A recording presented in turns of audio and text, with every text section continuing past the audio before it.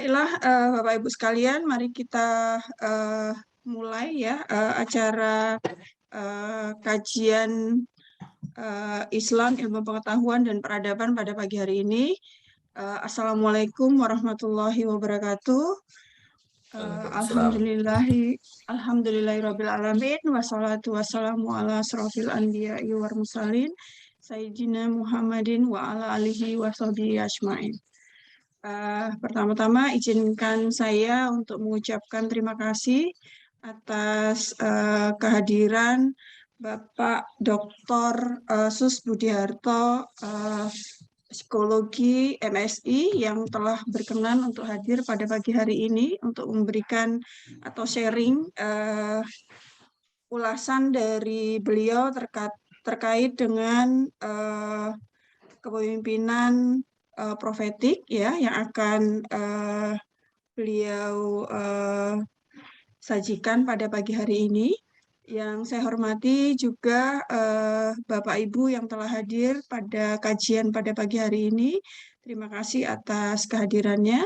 Sebelum kita memulai acara kajian pada pagi hari ini, mari kita awali dahulu dengan melafalkan basmalah bersama-sama.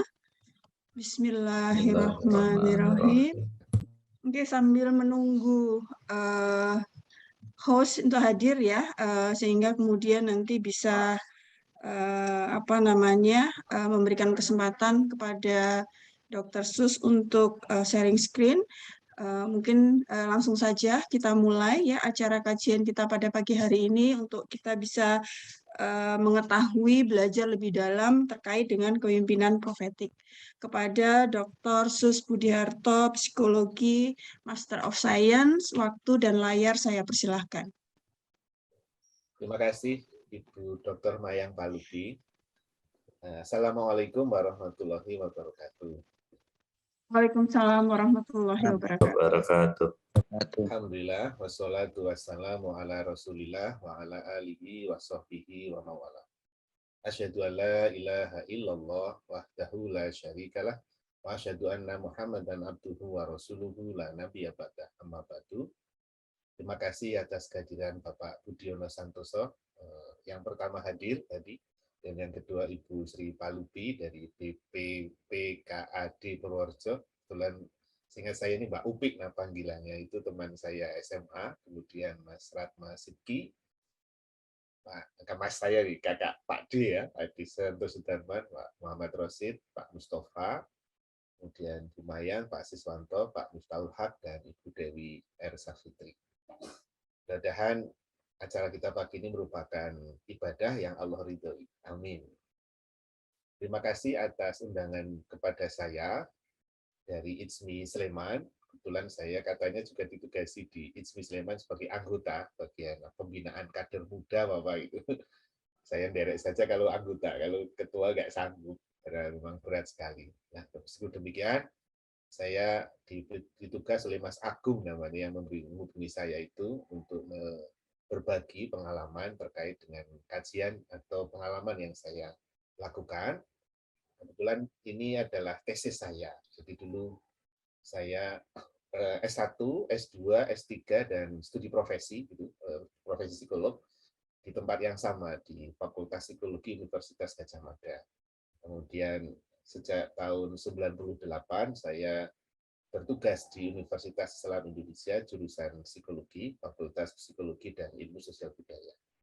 Jadi sekarang sudah terhitung 23 tahun, sudah lumayan juga saya. Nah, kemudian saya mengerjakan tesis di Universitas Gadjah Mada dulu tahun 2006 dengan judul Konstruk Teoritis dan Pengukuran Kepemimpinan Profetik. Nah, istilah kepemimpinan profetik ini terinspirasi dari salah satu ustadz saya di waktu saya S1 sampai sekarang sebenarnya. Saya belajar di Pondok Pesantren Budi Mulia, Yayasan Salahuddin Budi Mulia Yogyakarta. Nah, Yayasan Salahuddin sekarang ketuanya adalah Profesor Dr. Khairil Anwar.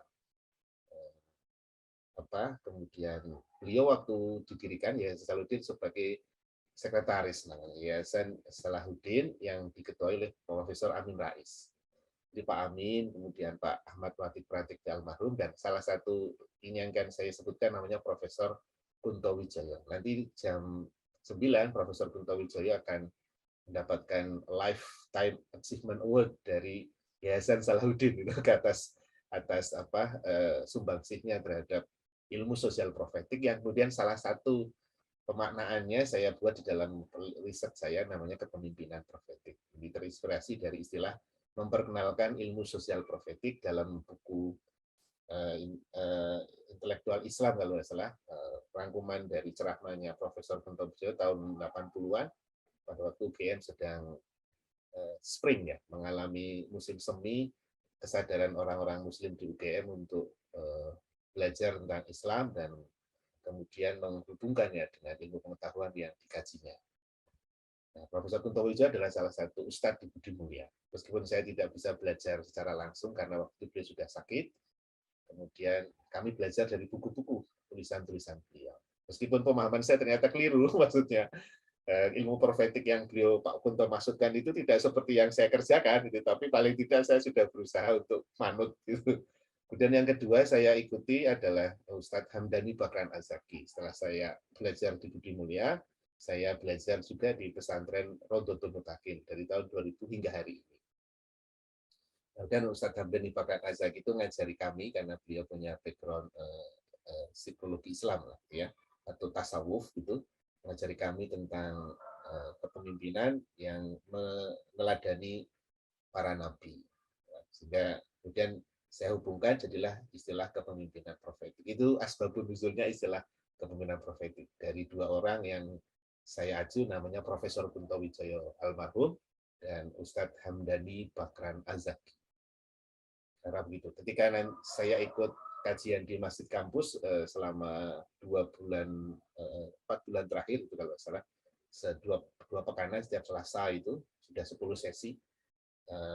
Ada kajian paradigma ilmu profetik. Saya cek ternyata yang saya kerjakan ini belum sesuai paradigma. Jadi mohon maaf lahir batin apabila nanti paradigmanya bukan paradigma profetik, tetapi atau belum. Sebenarnya saya mencoba ke sana, tapi karena tahun 2006 kan, sementara paradigmanya kan baru tahun 2021 ini, jadi kan jauh lebih dulu riset saya ini. Mudah-mudahan nanti ke depan saya akan perbaiki lagi agar sesuai dengan paradigma ilmu sosial profetik atau ilmu profetik yang seperti dimaksudkan sebenarnya oleh Pak Kunto Wijaya.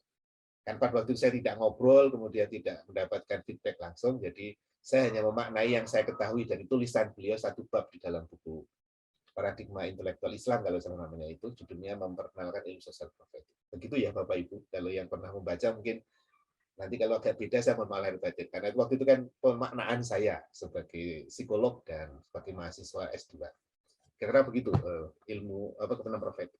Yang kedua, sebenarnya ini juga saya berusaha untuk refleksi. Jadi riset ini, kepemimpinan profetik ini saya gunakan refleksi karena kebetulan qadarullah gitu.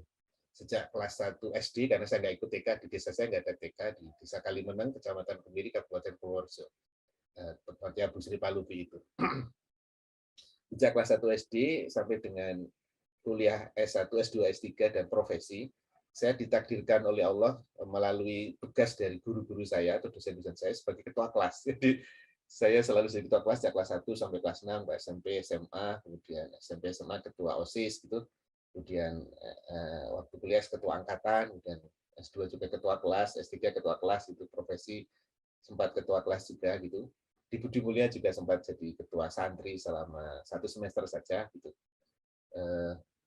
Saya merasa ada apa nih dengan kehidupan saya, dan saya coba untuk tulis gitu dalam kajian ilmiah yang ya bukan, ini tidak menceritakan tentang diri saya, tetapi perjalanan ilmu ini sebagaimana ilmu-ilmu yang lain ketika ditemukan itu kan lebih aman kalau kita mengalami, relatif gitu nih. Kemudian beberapa kali saya diminta di UI untuk jadi pemimpin gitu, meskipun akhirnya saya kadang-kala menolak. Kalau bisa menolak saya akan menolak gitu, kecuali terpaksa. Kalau sudah dipaksa ya saya tidak bisa lagi. Saya pernah disuruh jadi dekan gitu di Fakultas Psikologi dan Sosial Budaya tahun 2010 sampai 2014. Mungkin dari pengalaman-pengalaman itu sekaligus dari riset-riset yang saya ikuti, kemudian saya buat di dalam istilah kepemimpinan profetik. Begitu Bapak Ibu sejarahnya cerita ini.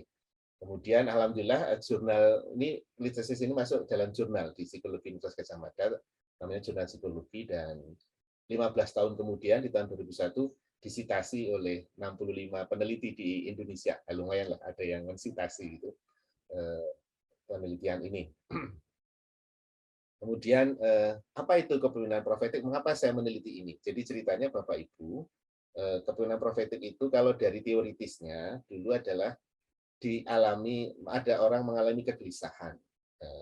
Jadi kegelisahan terhadap kepemimpinan transformasional. Jadi disadari dulu di tahun 2000-an awal ya, itu kalau di Indonesia 90-an sudah mengalami ya, ada krisis ya. Kemudian puncaknya adalah krisis moneter di tahun 98 pada waktu itu. Ada teori kepemimpinan yang sangat menonjol, namanya kepemimpinan transformasional. Jadi saya kira kepemimpinan transformasional ini dibawa ke Indonesia sampai saat ini. Teori kepemimpinan transformasional itu menjadi teori atau konsep, ya teori, sudah masuk teori saya kira, yang paling banyak diterapkan di Indonesia.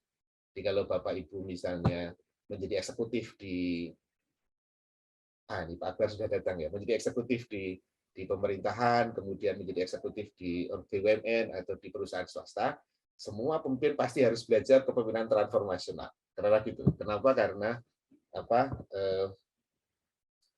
pemimpin transformasional itu teorinya itu dianggap mampu mentransform ya individu untuk mengerjakan tugas melebihi yang diinginkan. Tetapi di Amerika sendiri di tahun 2001, saya kira Bapak Ibu ingat ya, tahun 2001 itu ada WTC itu, peristiwa itu, kemudian diikuti dengan ternyata ada cukup banyak, mohon maaf, kebohongan publik yang sekarang kita lihat di Indonesia itu ada ya, yang dilakukan di organisasi-organisasi, mohon maaf, dengan segala hormat karena itu data ya, kira beberapa BUMN kan ada ya, misalnya BUMN penerbangan itu kan gitu, ada yang memasukkan data itu saham untuk meningkatkan rating sahamnya, akibatnya kemudian terpuruk dan apalagi tambah pandemi, kacaulah sudah. Nah itu terjadi di Amerika di tahun 2001, 2002, 2003, puncaknya 2008. Kalau Indonesia mengalami, oke sudah jadi host ya Bu ya. Jadi sampun monggo bisa share screen. Terima kasih. Jadi saya antarkan sedikit ketika tahun 98 Indonesia mengalami, Amerika mengalami 10 tahun kemudian kan ya. Jadi Bu Mayang saya kira paham itu, Pak Akbar juga sangat paham. Amerika mengalami puncak krisis ekonomi di 2008 dan itu salah satu penyebabnya karena ada banyak pelanggaran moral di dalam praktek-praktek kepemimpinan di organisasi. Yang kemudian para peneliti kemudian mengkritik kepemimpinan transformasional itu, mereka mencoba meneliti salah satu yang diusulkan adalah kepemimpinan profetik. Tetapi ternyata kepemimpinan profetik ini tidak terlalu banyak disukai di Amerika, mainstream di Amerika, karena munculnya dari gereja. Kalau di profetik itu munculnya dari gereja dan dari seminari. Kalau Katolik itu seminari, Protestan gereja. Sehingga para peneliti kepemimpinan di sana mereka tidak terlalu suka dengan istilah kepemimpinan profetik. Mereka menyebutnya, sejak tahun 2008 ada alat ukurnya, namanya kepemimpinan autentik. Itu sejarahnya itu. Jadi kepemimpinan autentik di Amerika adalah kritik terhadap kepemimpinan transformasional. Kemudian berikutnya, sebelum ada istilah autentik, sebenarnya di Amerika ada juga yang dari gereja dan dari seminari memperkenalkan istilah kepemimpinan profetik. Nah, saya mengikuti yang profetik, tapi ternyata profetik ini nggak banyak pengikutnya karena mainstream di dunia akademik kan sekuler ya. Jadi meskipun saya coba untuk mengikuti dari Amerika, tapi ternyata pengikut kepemimpinan profetik sebagian besar dari Indonesia. Gitu. Saya kira demikian pengantarnya, Bapak Ibu. Saya mau izin share screen, deh.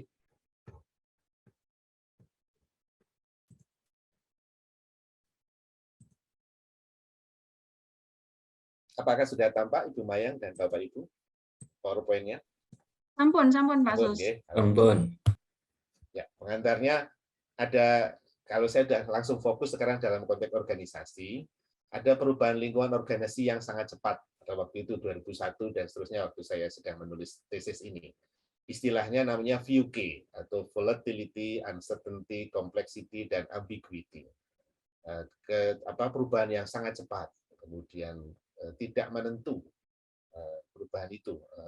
Salah satu atau istilah sekarang disrupsi gitu ya, disrupsi, kemudian kompleks dan ambigu. Kemudian teman-teman dari Oxford mengubah sedikit yang V-nya itu volatility itu menjadi turbulence. Seperti pesawat itu yang mengalami turbulence ya, uncertainty, novelty, dan ambiguity. Saya kira pandemi COVID-19 ini menjadi contoh sangat nyata dan jelas bagi kita bahwa ini kita sedang mengalami VUC atau tuna gitu ya.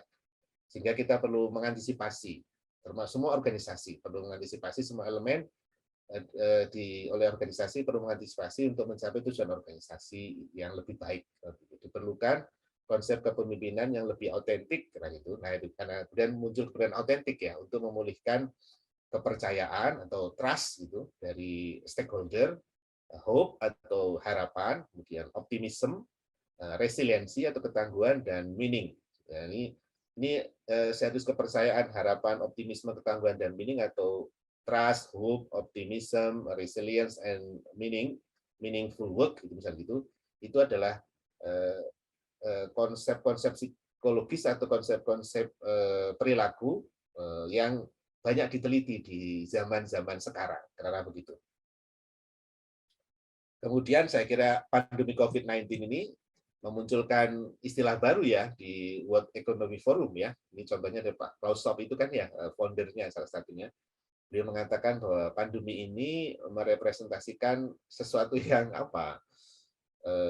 sangat sulit untuk dipahami, karena itulah sehingga kita juga sebenarnya memberi kita kesempatan untuk merefleksikan kembali, mengimajinasi kembali, dan istilah beliau menjadi istilah baru sekarang, namanya the Great Reset, reset our world gitu. Jadi mencoba melihat dunia yang lebih bisa memahami perubahan, kemudian saling bekerja sama untuk mengatasi perubahan, karena itulah.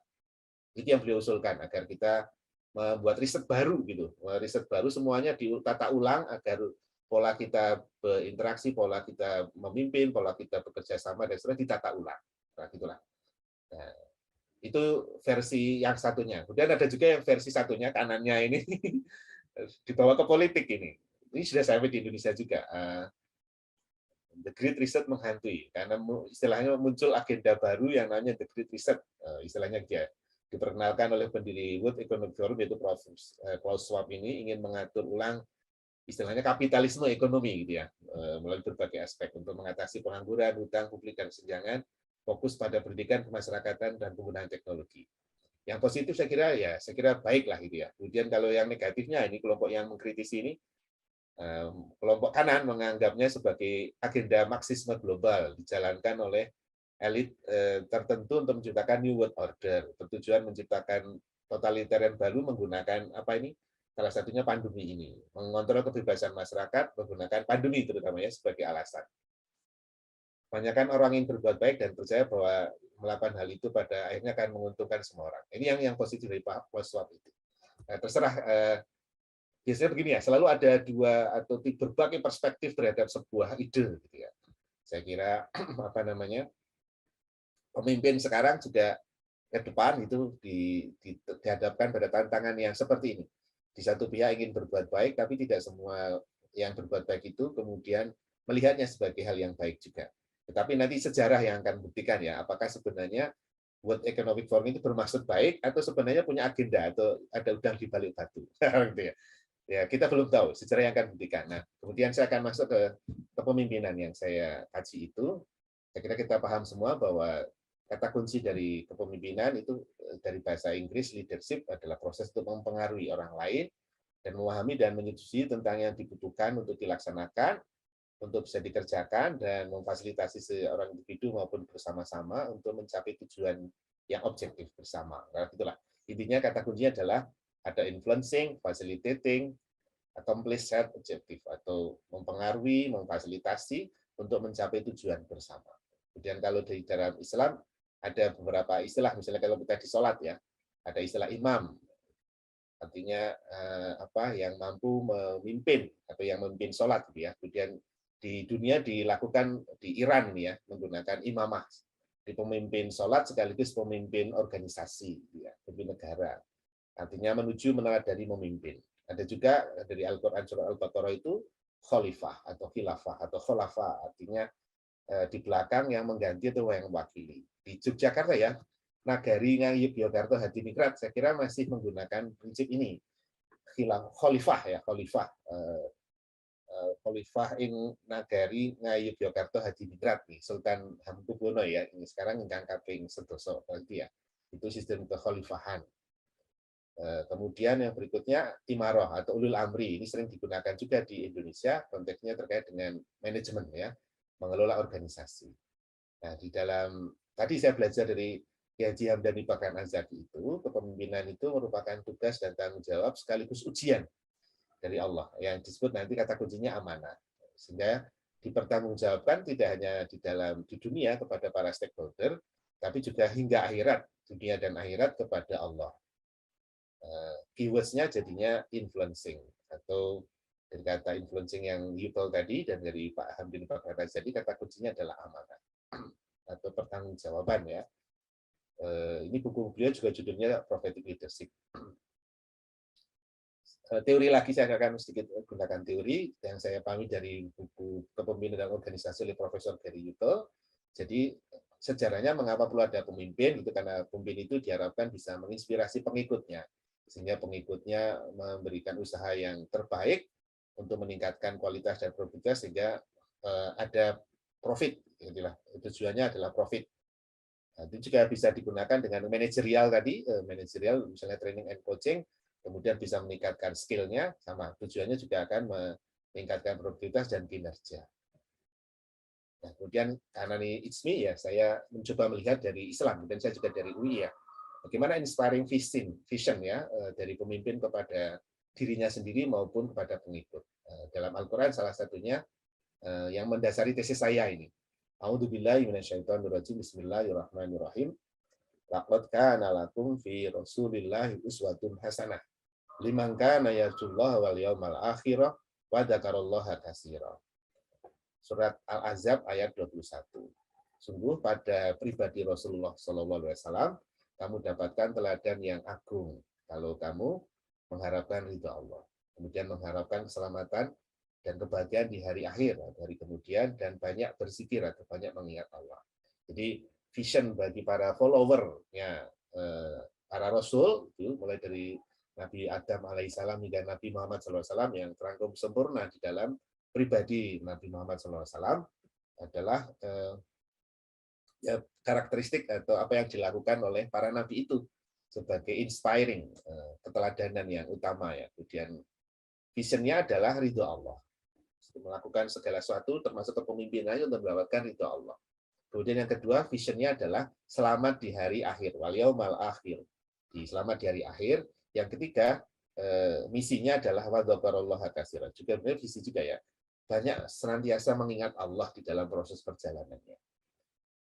Kemudian saya mencoba untuk memahami training and coaching versi saya ini berdasarkan Al-Quran, kemudian yang Prof. Kunto Wijoyo menggunakan ayat ini untuk menjelaskan ilmu sosial profetik.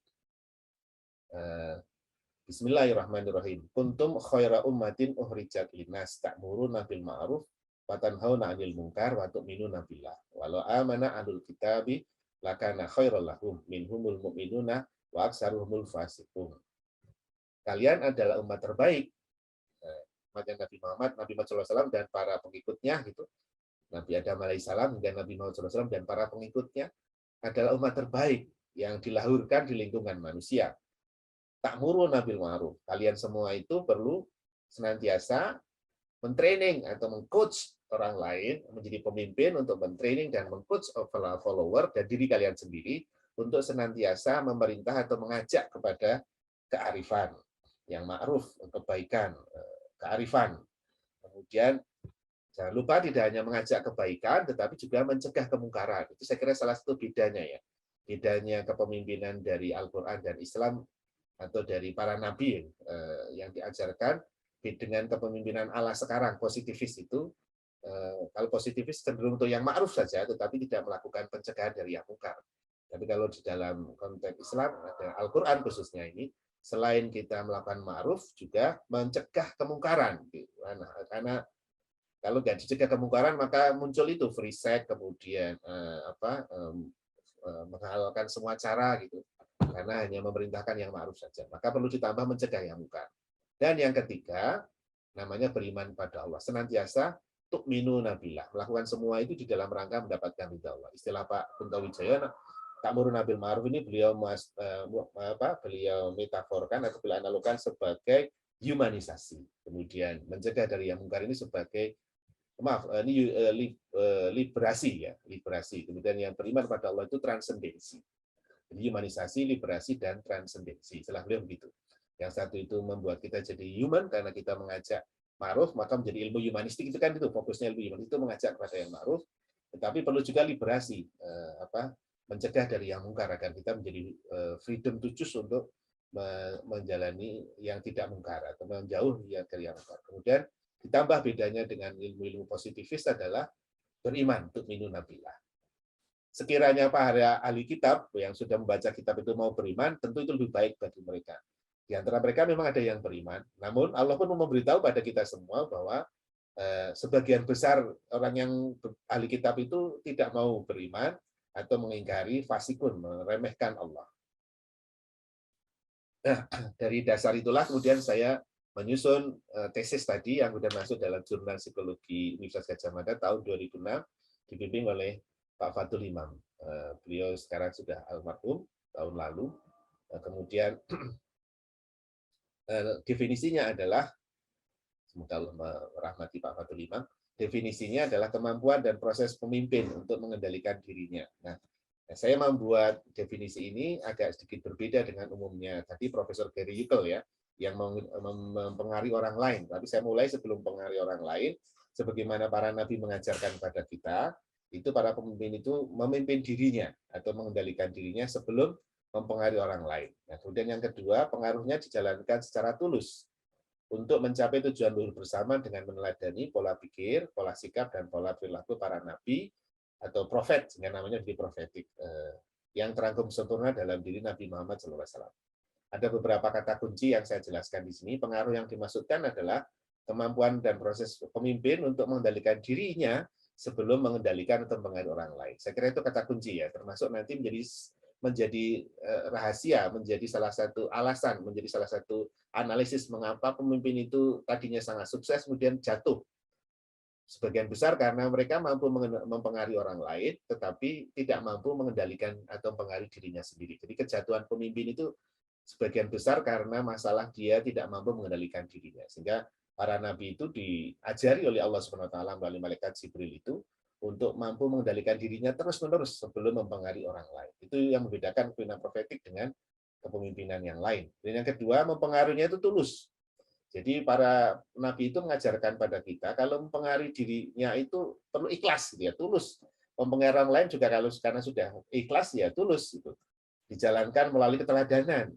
Kemudian kalau berkomunikasi atau tablik itu komunikasinya empatik, artinya memahami sudut pandang pengikut, tidak hanya keinginannya sendiri, tidak narsistik gitu ya, tapi empatik gitu.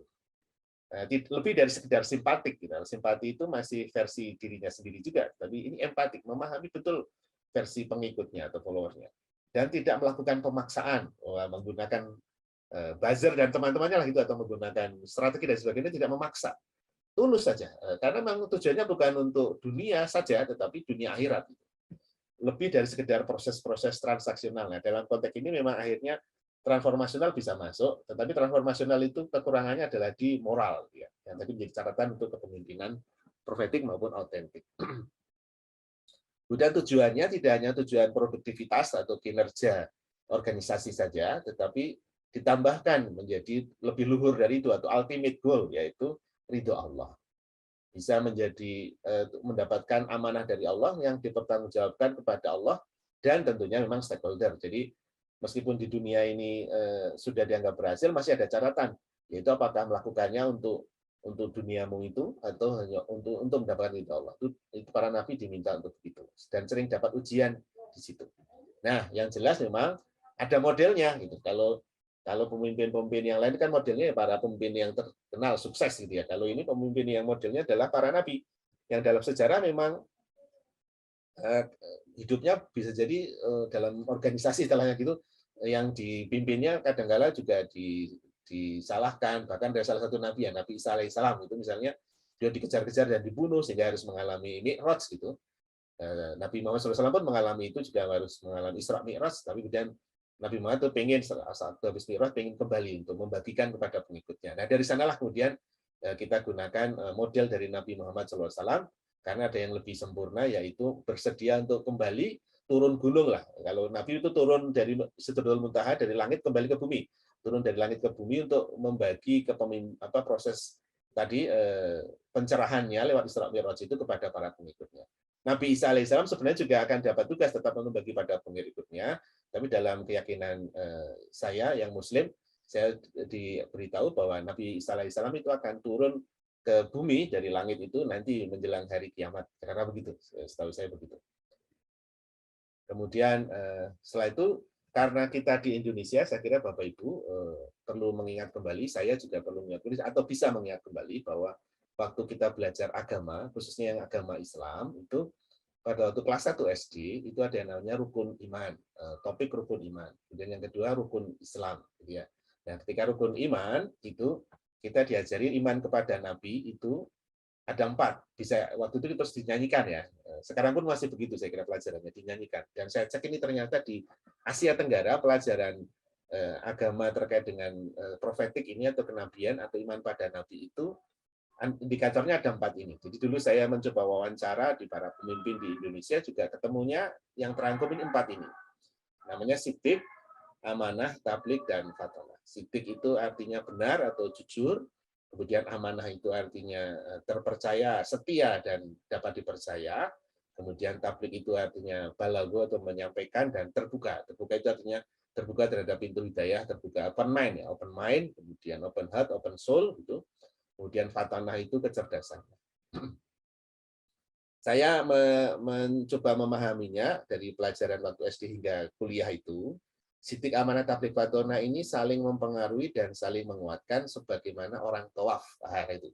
Jadi ketika kita tawaf di Masjidil Haram di Ka'bah itu, di sekitar Ka'bah, kita melihat Ka'bah, terutama pandemi kita merasakan sendiri ya, tawafnya di waktu pandemi ini kita nggak boleh pindah dari jalur kita tawaf. Kalau sebelum pandemi jalur kita tawaf itu bebas, tapi ketika pandemi untuk mengurangi kemungkinan transmisi virus itu, maka tawafnya orang itu harus sesuai dengan jalur memutar di Ka'bah, sekitar Ka'bah itu, seperti jalur soft untuk sholat juga.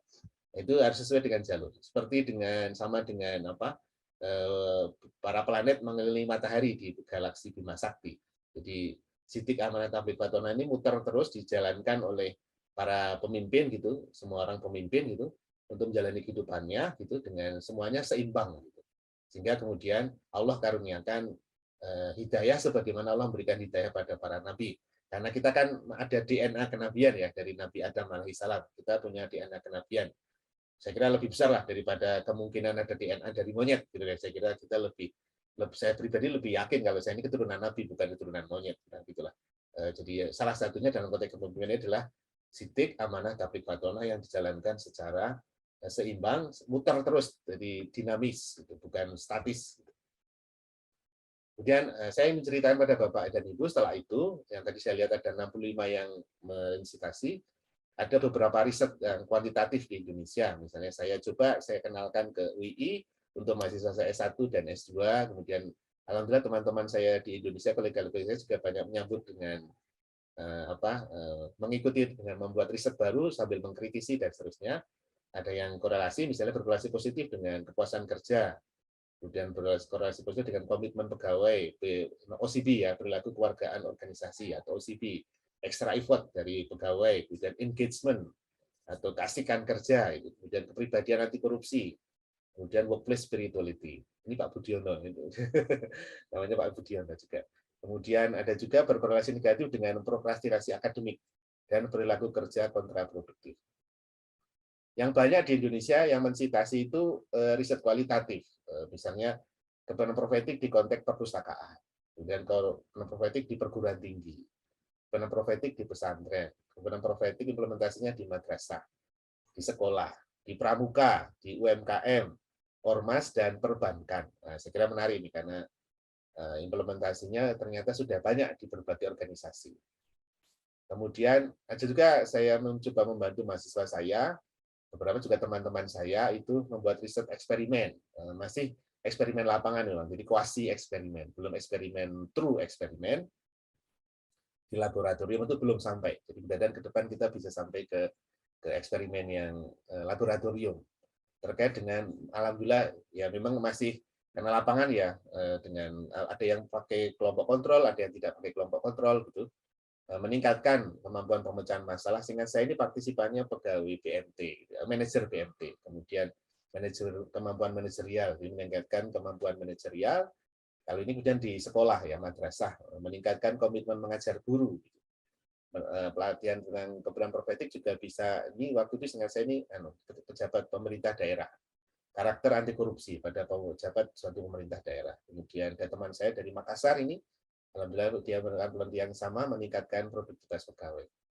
Kemudian juga untuk mahasiswa ini meningkatkan karakter positif atau positif karakter ya, karakter strength mahasiswa.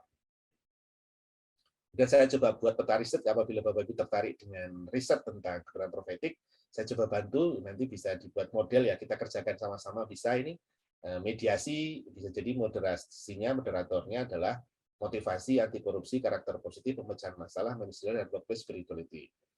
Kemudian outputnya, ini bagiannya, kalau kita gunakan SEM ya, atau menggunakan analisis mediasi gitu, outputnya adalah kepuasan kerja, komitmen, OCB, produktivitas, engagement, prestasi akademik, dan perilaku kerja kontraproduktif. Ini bisa, kalau mau disertasi, saya kira bisa digunakan ini untuk sebuah disertasi. Kalau mau, silakan dibuat berdasarkan peta riset ini.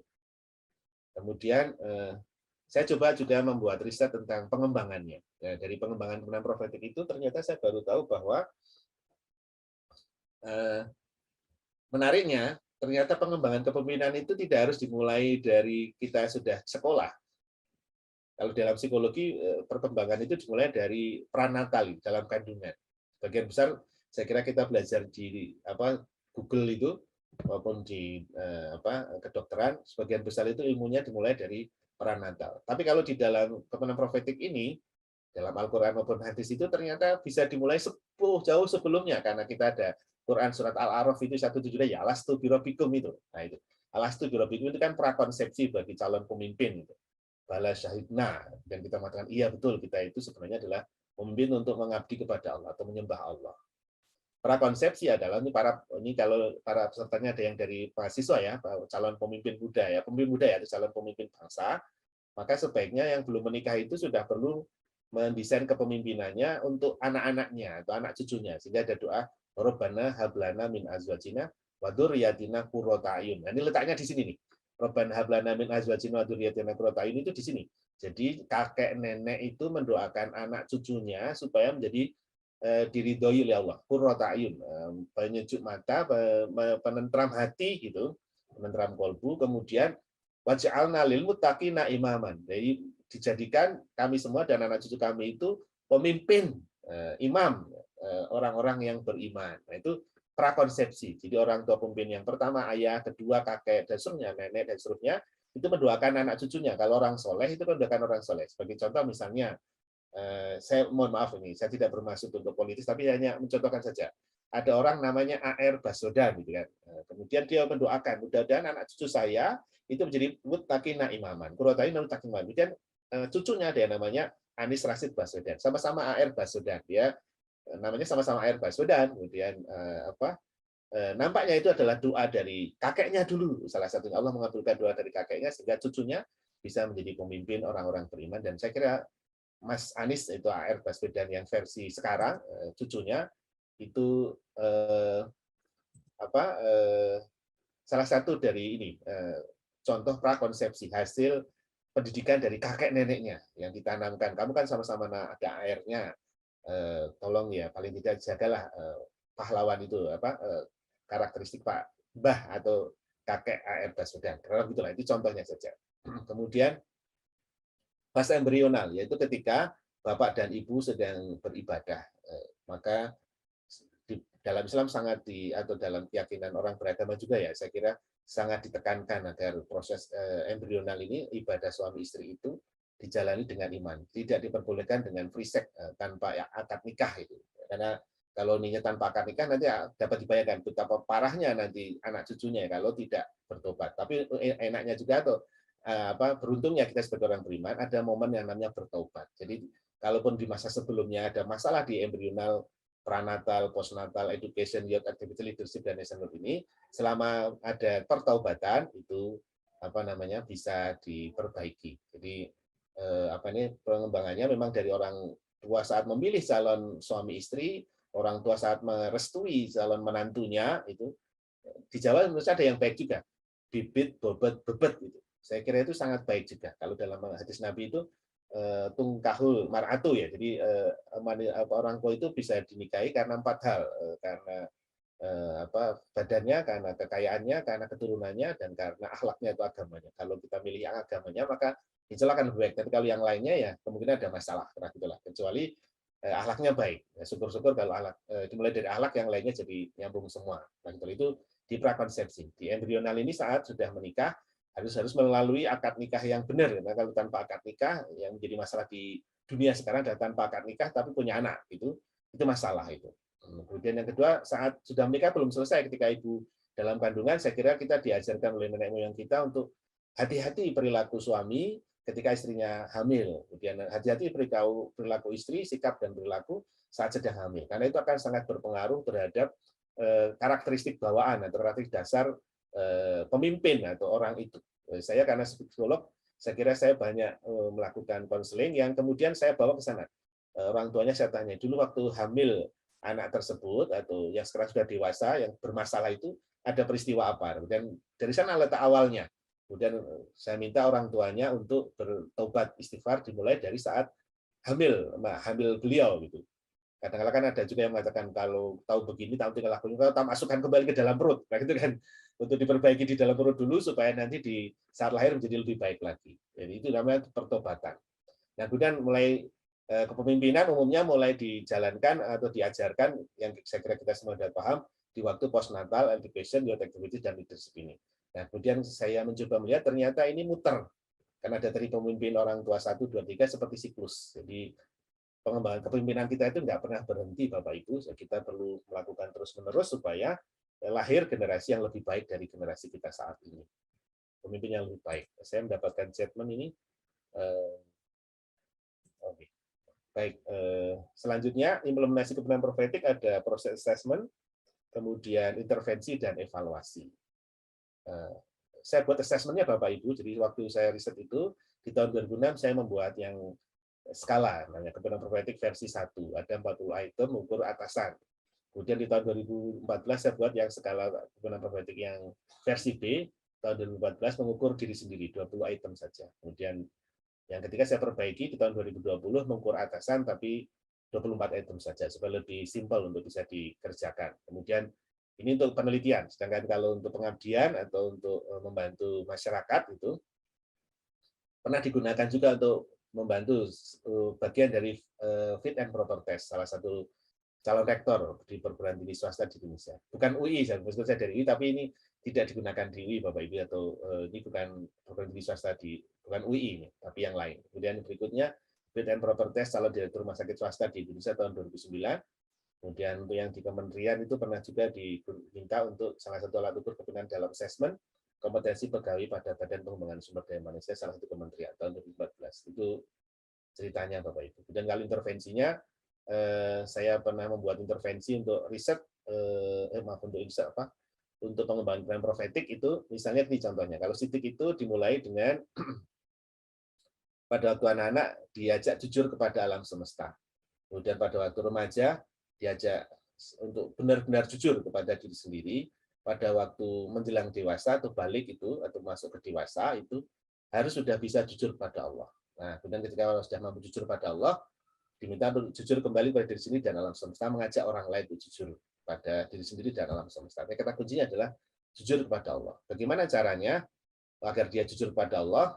Namanya latihan sabar dan latihan syukur. Jadi berlatih sabar terhadap hal-hal yang sudah sesuai, yang belum sesuai dengan harapannya, dan berlatih syukur itu hal yang sudah sesuai dengan harapannya. Nanti ada trainingnya lebih detail Bapak Ibu. Kemudian yang berikutnya bagaimana melatih amanah, mengembangkan amanah. Amanah itu kata kuncinya adalah latihannya adalah setia. Nah, kata kunci amanah itu adalah setia. Jadi kalau orang itu tidak bisa setia kepada cita-citanya, kepada keluarganya, dan ya yang terdekat itu kemungkinan besar dia setia pada organisasinya atau pada yang lebih luas itu lebih kecil. Karena itu pemimpin itu perlu dicek kesetiaannya. Pertama, setia pada alam semesta, keluarganya dan tetangganya dan lingkungannya.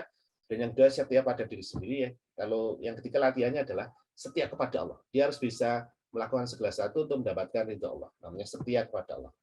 Setelah dia bisa setia pada Allah, dia bisa mengajak orang lain dan alam semesta.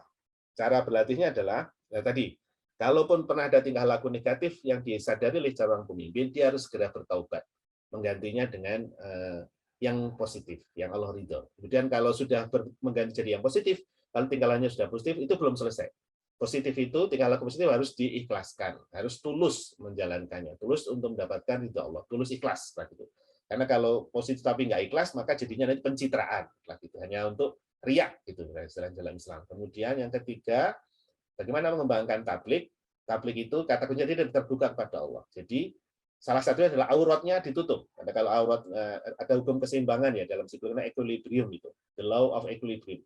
Kalau jiwanya ditutup, maka kemungkinan besar kalau badannya ditutup, maka kemungkinan jiwanya terbuka lebih besar, terbuka terhadap hidayah. Tapi kalau jiwanya sudah dibuka, auratnya dibuka, maka orang itu kan butuh keseimbangan. Biasanya jiwanya akan lebih sulit untuk membuka diri terhadap hal-hal open mind gitu ya. Jadi kalau auratnya tertutup kemungkinan open mind-nya tinggi, tapi kalau auratnya terbuka kemungkinan open mind-nya itu menjadi lebih sulit. Itulah sebabnya kenapa dalam Al-Qur'an kita diminta menutup aurat supaya badan kita tertutup sehingga jiwa kita itu bisa lebih terbuka. Keterbukaan yang sebenarnya pada alam semesta, yang kedua latihan dan keterbukaan yang sebenarnya pada diri sendiri, yang berikutnya adalah keterbukaannya kepada hidayah dari Allah. Mau menerima pintu hidayah dari siapapun orang yang menyampaikan. Begitulah. Kemudian setelah itu menyampaikan pada orang lain hidayah itu. Jadi ketika orang sudah mendapatkan hidayah, sebenarnya dia adalah berbagi hidayah kepada orang lain. Bagaimana caranya? Karena saya Muslim, cara membuka pintu hidayah paling mudah adalah senantiasa membiasakan setiap hari membaca Al-Quran. Kayak hari ini misalnya sebelum kita membaca sosial media, sebaiknya kita membaca pesan dari Allah dulu.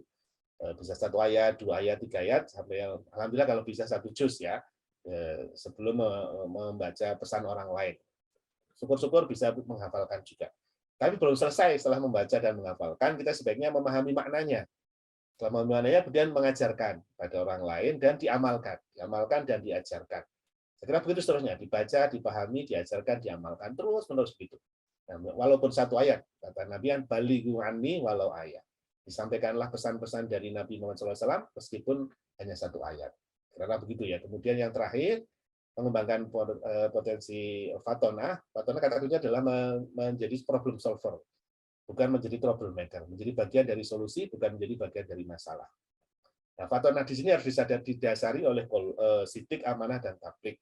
Jadi sehingga latihannya yang pertama waktu anak-anak adalah memfungsikan panca inderanya. Indera pendengaran, penglihatan, penciuman, pencecap, dan peraba. Itu dicerdaskan dengan pendidikan. Kemudian berikutnya waktu remaja, SMP, SMA itu memfungsikan akal pikiran, berpikir logis, dan seterusnya. Ketika sudah kuliah atau sudah dewasa, saya kira yang utama adalah kecerdasan dalam memfungsikan kolbu. Ketika kolbunya itu sehat, maka insya Allah akalnya dan panca indera akan lebih nyaman untuk dijalankan. Tapi kalau kolbunya sakit, sepintar apapun ada masalah. Kemudian sepintar apapun atau sehebat apapun panca inderanya, saya kira hanya akan dikuasai oleh hawa nafsunya, karena kolbunya sakit. Karena begitu Bapak dan Ibu. Nah, bagaimana caranya membangun potensi Fatona dalam kehidupan sehari-hari? Adalah dengan berpikir, bersikap, dan berperilaku untuk orientasinya ridho Allah. Kalau kita ridho Allah, maka insya Allah Allah akan memberikan jalan keluar. Jadi kalau kita bertakwa kepada Allah, Allah akan memberikan banyak jalan keluar. Kemudian berikutnya, orientasi kegiatannya atau aktivitasnya adalah untuk selamat di hari akhirat. Kalau di dunia ini mungkin masih disalahkan, ya biasalah namanya ujian, tapi kita selamat di akhirat itu orientasi kita. Maka kalau orang berorientasi ridho Allah dan hari akhir, insya Allah apa yang keluar dari pikirannya, keluar dari tindakannya adalah solutif, bukan troublemaker. Baik, saya kira demikian Bapak dan Ibu, saya rangkum dalam waktu yang cepat karena sudah hampir jam 6:30 ya. Saya kembalikan kepada Pak Pimpinan, Pak Pimpinan saya Pak Akbar Susanto. Assalamualaikum warahmatullahi wabarakatuh.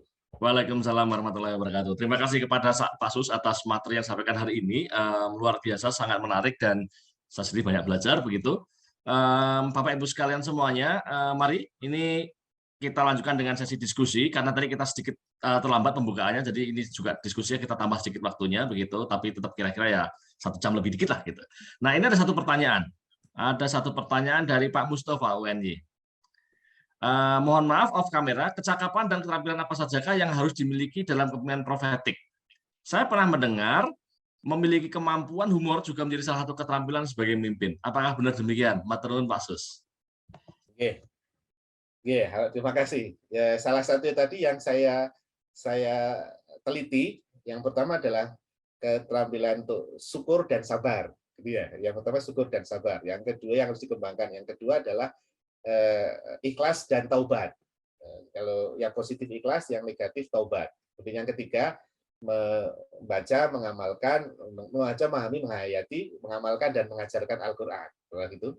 Kemudian yang keempat adalah senantiasa melakukan segala sesuatu berorientasi pada ridho Allah dan hari akhir. Itu yang ringkasnya. Jadi syukur sabar, ikhlas taubat, kemudian mengamalkan Al-Qur'an, kemudian yang mengajarkan Al-Qur'an, yang keempat adalah ridho Allah dan hari akhir. Nah, bagaimana dengan humor? Ya, saya kira Nabi Muhammad SAW itu mengajarkan pada kita humor juga. Ya, misalnya salah satunya adalah ketika ditanya oleh seorang nenek kan, nanti di surga apakah ada nenek? Kata Nabi, tidak ada. Oh, neneknya kan sedih. Kemudian Nabi mengatakan di surga semuanya akan menjadi sangat mudah kembali. Sudah jadi tersenyumlah nenek itu. Jadi contoh Nabi juga mengajarkan humor-humor, tapi humornya itu bukan humor yang merendahkan orang lain. Humor yang kemudian menjadi membuli orang lain. Humor yang kemudian menjadi kesempatan untuk takabur, membesarkan diri sambil mengecilkan orang lain. Saya kira yang diajarkan oleh Nabi dalam konteks memimpin orang lain adalah humor yang membuat orang lain itu jadi lebih bahagia, humor yang membuat hidupnya lebih bahagia. Kalau saya mohon maaf, karena di UI kan Al-Qur'annya diterjemahkan oleh Pak Yani Dahlan dan Gus Bahak, Pak Akbar dan Bapak Ibu. Nah, Gus Bahak itu kalau saya lihat kita di YouTube kan orangnya humorisnya tinggi sekali ya. Jadi kalau beliau mengajarkan kita, kemudian pada santri-santrinya beliau selalu menceritakan dengan tipe jari yang kemudian beliau tidak bermaksud melucu tetapi sangat lucu, dan humor yang disampaikan oleh Gus Bahak itu bukan humor yang menyakiti, saya kira begitu ya. Jadi humor yang seperti itulah. Kalau Bapak Ibu misalnya mau melihat gambaran sekarang seorang pemimpin yang menggunakan humor, saya kira contohnya adalah saya bisa merekomendasikan Gus Bahak. Bapak Ibu bisa melihat Gus Bahak itu, beliau buat humor. Di zaman yang sebelumnya ada orang namanya Gus Dur ya, Pak Abdurrahman Wahid. Beliau itu juga sangat cerdas dalam berhumor itu. Nah, itu contoh pemimpin-pemimpin yang humornya itu humor yang inspiratif, humor yang intinya humor yang tidak merendahkan orang lain, buat orang lain humornya itu jadi ingat kepada Allah. Begitu kira-kira Pak Akbar dan Pak Sofyan. Pak Mustafa tadi. Ya, terima kasih. Pak Mustafa. Baik, Bapak sekarang silakan kalau masih ada yang lain. Ini Pak Mustafa, maaf. Giliran Pak Mustafa. Sambil menunggu saya akan coba lampirkan ke ini nggih Bapak Ibu materinya nggih. Ke chat Zoom. Saya akan coba mudah-mudahan bisa untuk saya kirimkan ke chat Zoom. Terima kasih. Saya ingin mengundang, misalnya memungkinkan Pak Siswanto barangkali Pak Dekan ini barangkali bisa sedikit dari pengalaman ini begitu. Pak pemimpin ini, pengalamannya memimpin ini. Monggo Pak. Pak Dekan barangkali memungkinkan. Ya, terima kasih Pak Akbar. Tapi mohon maaf saya off cam ini sedang bersama. Oke, Pak Sus, terima kasih luar biasa materi pada pagi hari ini terkait dengan kepemimpinan profetik. Memang saat ini kita butuh sosok yang dapat mengimplementasikan. Kita sebagai sosok pimpinan harus pandai-pandai memahami siapa yang menjadi tim kita, siapa yang menjadi satu gerbong dengan kita, dan juga bisa memahami problematika yang ada di organisasi kita. Selanjutnya untuk dapat menyelaraskan langkah itu memang sangat berat Pak Sus. Jadi yang saya rasakan itu adalah bagaimana bisa menyelaraskan dan memahamkan pada seluruh tim kita untuk dapat mencapai tujuan. Untuk mempengaruhi ya sudah diusahakan. Kemudian selanjutnya memfasilitasi iya gitu. Tapi kadang-kadang tim itu memiliki pemahaman yang berbeda. Jadi bagaimana ini saya juga ingin bertanya kepada Pak Sus untuk dapat menyamakan langkah sehingga nantinya apa yang menjadi langkah pimpinan untuk dapat mempengaruhi kemudian memfasilitasi itu ditangkap dengan baik, kemudian sebagai energi yang positif sehingga harapannya roda organisasi itu bisa berjalan bersama sehingga tujuan dapat terlaksana dengan baik. Itu yang saya rasakan, kebersamaan untuk mencapai goal atau tujuan itu yang masih menjadi PR untuk menjadi pemimpin yang profetik. Mungkin itu saja Pak Akbar, Pak Sus, terima kasih. Terima kasih. Terima kasih Pak Siswanto. Langsung Pak Akbar. Oke. Silakan. Terima kasih. Betul Pak Siswanto. Jadi saya juga merasakan beratnya memimpin para profesor itu, aduh berat sekali itu. Orang-orang yang punya idealisme dan benar di jalan-jalan penelitiannya masing-masing kan gitu ya. Semuanya benar dan menyatukan langkah itu bukan hal yang mudah, itu sangat berat. Bahkan seringkali kita malah sering disalahkan ya, sudah berusaha untuk mengikuti yang lebih banyak yang sepakat, ada yang nggak setuju, dan nggak setuju punya alasan yang sangat logis. Wah, kita disalahkan, waduh salah meneh. Istilahnya kita banyak istilah salah meneh istilah itu ya. Dulu Ustaz Dani mengatakan saya setiap hari seperti tika dekan itu mengibas-ibaskan kotoran dari di baju saya, jiwa saya itu kayak gitu. Setiap hari selalu ada momen di mana saya harus buang masukan-masukan negatif atau kritikan-kritikan yang kemudian sebenarnya tidak biasa saja, tapi kemudian masuk ke dalam jiwa saya sehingga jiwa saya jadi sangat berat menjalani tugas. Kemudian dari tadi presentasi saya ada sedikit tambahan, memang saya akan tambahkan. Terima kasih atas pertanyaan Pak Siswanto. Latihannya begini, jadi salah satunya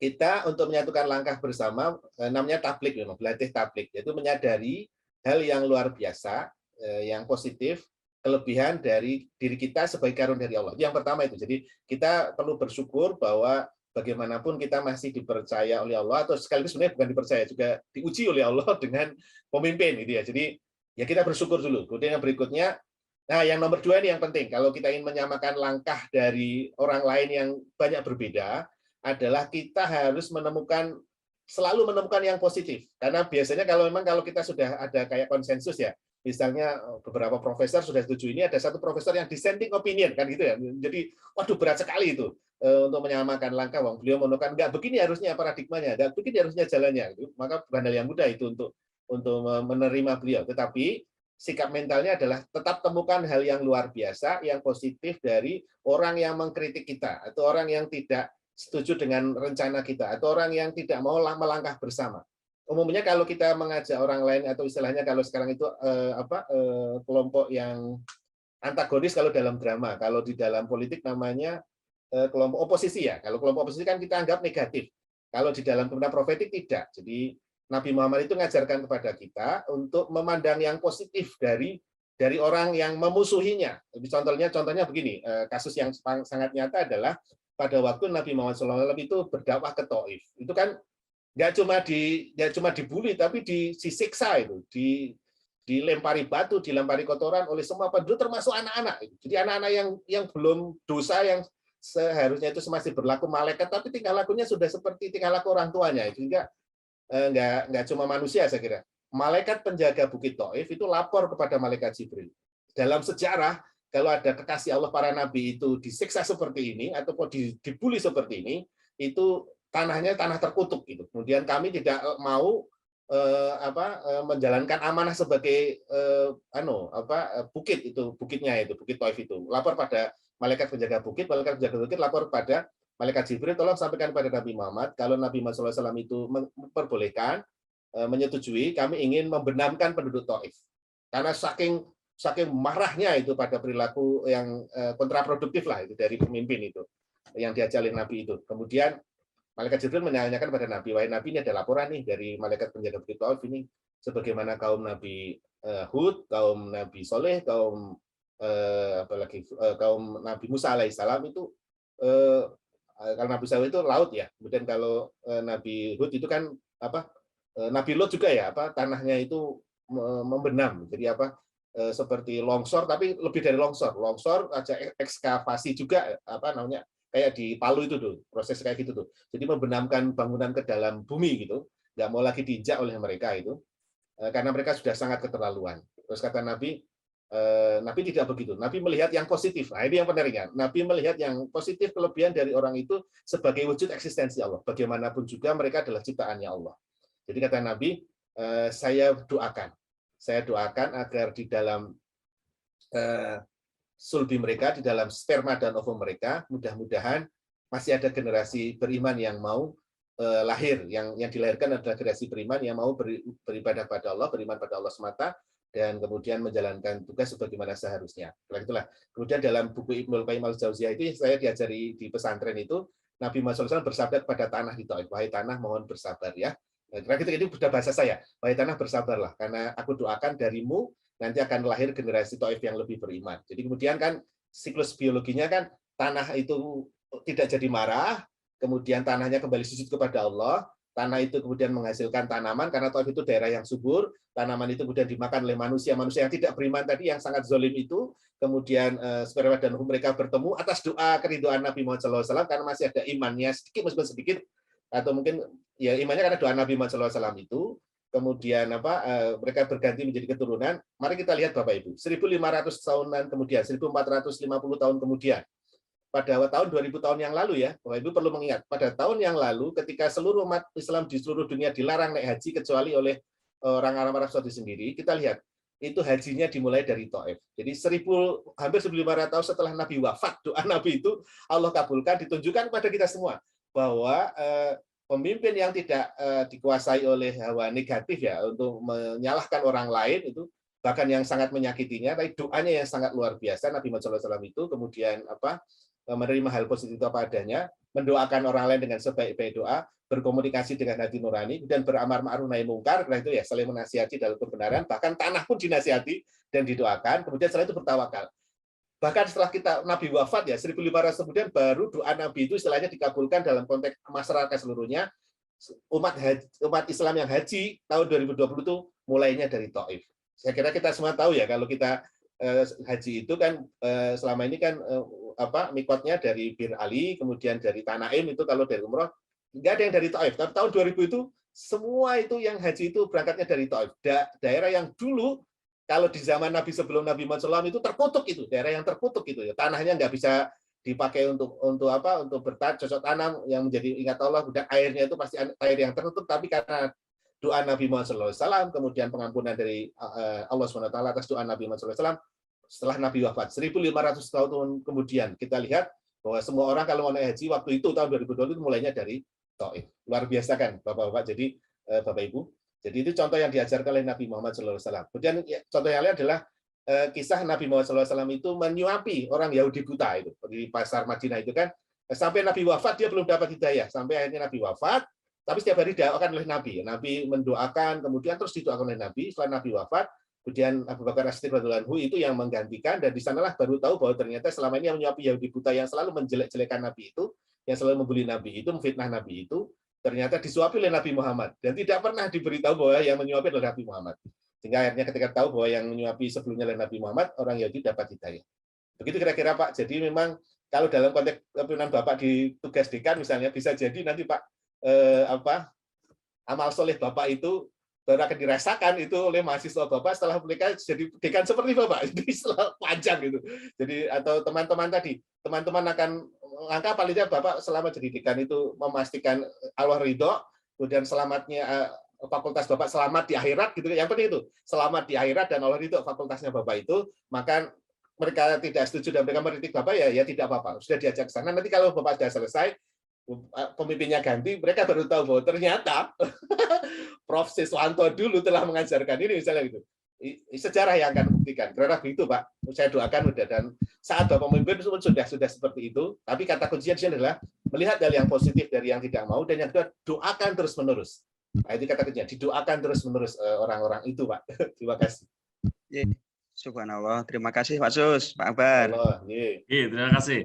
Baik, Pak Sus, Pak Siswanto dan Bapak Ibu sekalian, sayangnya kita sudah hampir 1 jam ini, gitu ya. Sebenarnya sangat menarik diskusi kita, luar biasa, gitu. Dan namun demikian sesuai dengan komitmen kita bahwa kitab ini akan rutin 1 jam durasinya, gitu.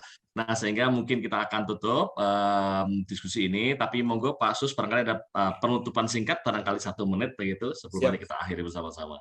Terima kasih Pak Akbar. Saya mengajak diri saya sendiri, keluarga saya, dan kebetulan ada keluarga saya ini Pak Akbar, ada kakak pertama saya yang lebih berat menggunakan nama Sus daripada saya, karena namanya Pak Susanto.